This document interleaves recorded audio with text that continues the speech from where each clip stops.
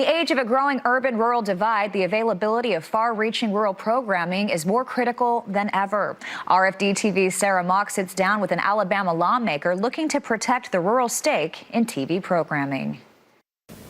Obviously in Alabama this is so important, but could you talk a little bit about what you think the broader impact might be, not just for kind of rural folks across the country, but even for kind of bridging that kind of urban-rural divide? How can people in urban and suburban areas kind of use rural content? I'm not sure they would. I mean, they might, but that's not my focus. I don't really have any urban areas, so it's not something that's a priority for me. I'll let somebody that represents an urban area worry about them. Absolutely. And again, I'm only asking for 1% of the programming. 99% they can do whatever they want to, and it's not an unreasonable request. If you look at most cable companies' packages that they sell, I am not remotely interested in Ancient Aliens and some of the programming they get, but there's people out there that want to watch that. That's fine. Just make sure you put at least a little bit for rural America, the things that matter to them. And I'm not talking about entertainment television. It doesn't have to be, entertainment. I want commodity prices. I want, news and information that helps rural America meet their daily needs.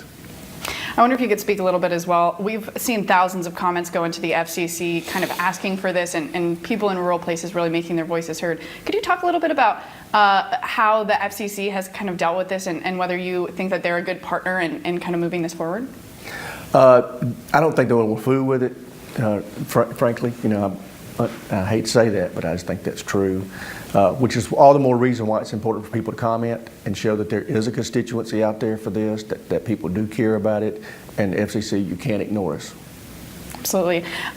So I want to ask as well, where does this go from here? What's the next step for a bill like this? And is there any way for your constituents or folks from across the country who are interested in this issue to kind of get involved, make their voices heard? Yes. Right now it goes to committee assignment. Energy and Commerce Committee will have jurisdiction over this. They'll assign it to a subcommittee, and I'm not sure which subcommittee they'll assign it to. And so we really need that subcommittee to start hearing from folks that they really want to see this advanced to become enacted into a law. I wonder if you could just address as well. I think one of the big arguments against something like this would be, that if the market's free, then if rural programming was popular enough, if there was enough urban and suburban folks who wanted to watch it, then cable providers would carry it.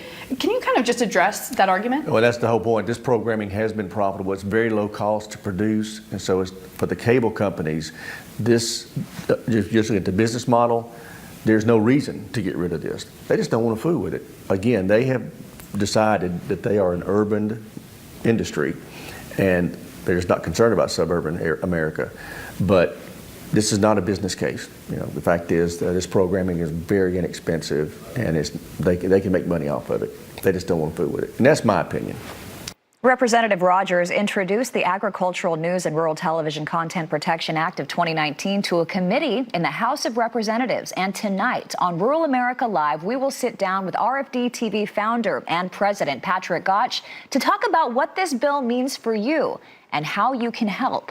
Plus, he'll be taking your calls directly, so be sure to join us at 8 Eastern, 7 Central, right here on Rural America's most important network. This bill has huge implications for keeping rural programming on the air. Please don't miss this show.